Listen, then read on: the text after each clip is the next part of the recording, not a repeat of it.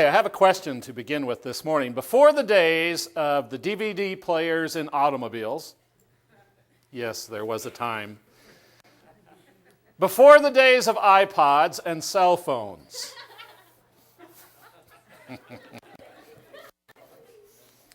what did your family do to occupy time on long trips? What did you do to occupy your time? What kind of games? Name things. Oh, name things. Okay. I Spy. 99 bottles of pop on the wall. What's that? Roadkill bingo.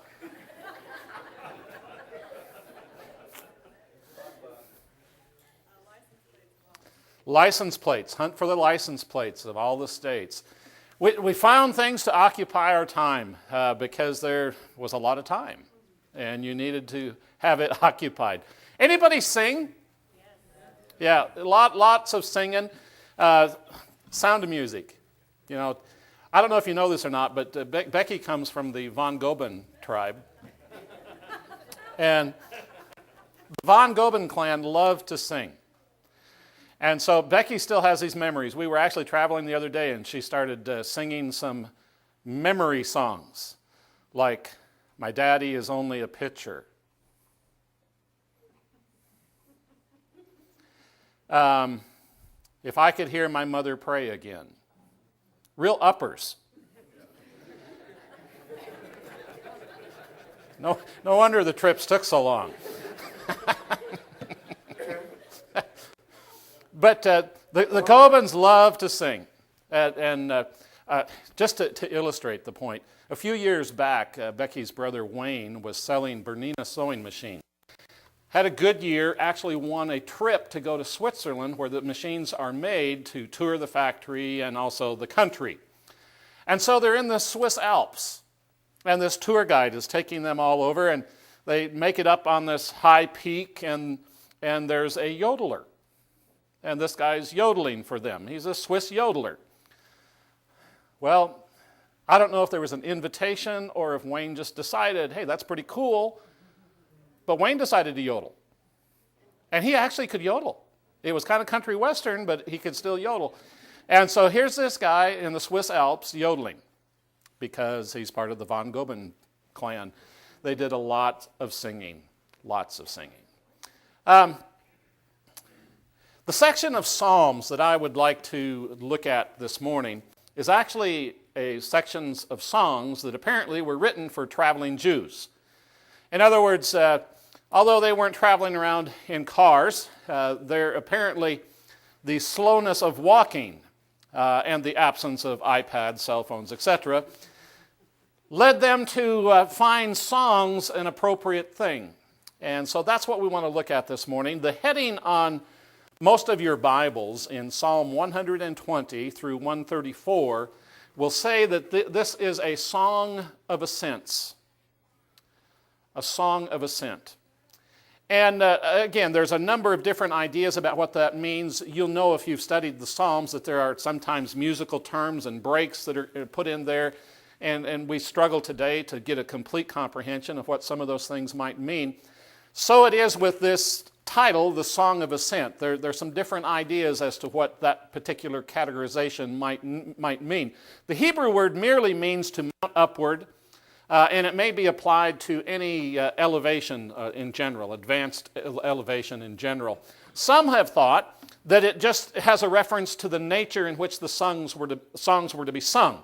In other words, we want these sung with an elevated sense of value and perhaps loudly and with great feeling. And so some have said, well, that's apparently what this heading has to do with. Others have thought that it was rather merely a distinction of the excellence of the material of these 15 psalms, that these ascend, if you will, above all of the others in content. The Jewish Mishnah actually attaches some significance to the 15 psalms as well as the 15 steps that a priest would have climbed from the court of the women into the court of Israel. Some have said that it became a tradition for one of these songs to be sung on each step as that priest made that ascent. However, perhaps the most accepted idea is recorded here in Easton's Bible Dictionary. Perhaps the most accepted understanding is that the songs of ascent were sung by the people on their ascent or going up to Jerusalem to attend the three pilgrim feasts that they went back for.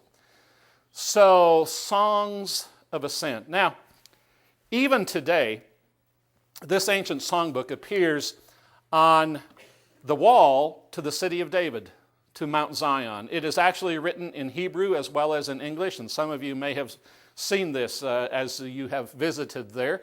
But they appear in written form. Again, giving credence to the idea that these psalms have great significance to the high city, the hill of God, the Mount Zion. Just think for a moment. 12-year-old Jesus traveling to the feast, traveling in a crowd of people who are singing these songs. No wonder at 12, when Jesus got there, he was pumped about spiritual things. Perhaps the motivation to sit down and to question and to listen and to learn from those who were highly educated in the Jewish religion and customs. Jesus may have sung these songs as he journeyed to the city of Jerusalem. All of that I used to introduce the ascending song that I want us to think about this morning and that I would like for us to study. And my prayer is that as we look at this, it will bring you to new heights.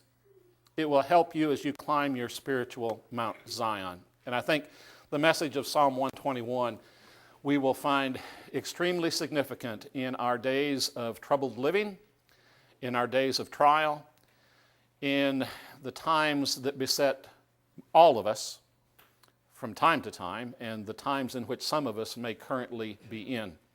This is a powerful song of ascent. I want to begin by noticing it in two different translations. The first will be the New American Standard, and the second will be the New Living. I will lift up my eyes to the mountains.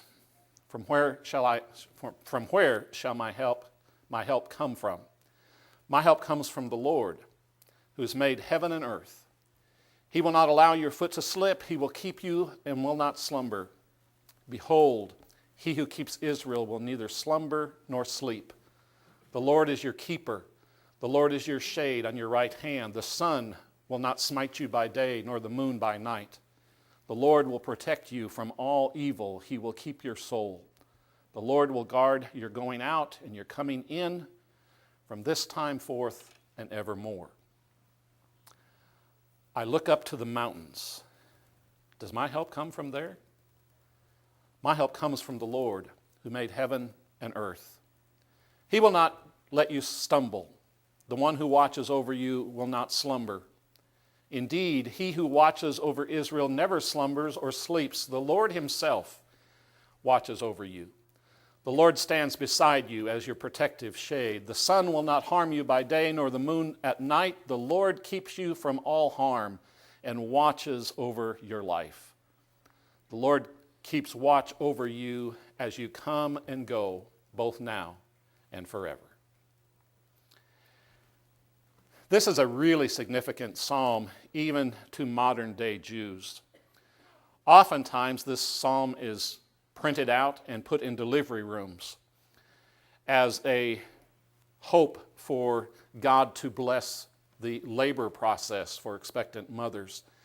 Sometimes it's added to nurseries and to children's furniture because it is viewed as being a protectant prayer, asking God to keep those individuals. The major message of this psalm is simply this: we need to recognize God's ability to be our complete caregiver. God has the ability to be our total caregiver, and the psalm will break down and identify how we need to depend upon him and trust his care in a number of different situations. If we forget that truth, that God is our complete caregiver, then the best moments of life scarcely rise above devastating depression. if we forget God as our individual, complete caregiver, the best moments of life are that far away from being nothing but depressing. If we forget God, the worst interludes that we will encounter in this life will offer us debilitating dysfunction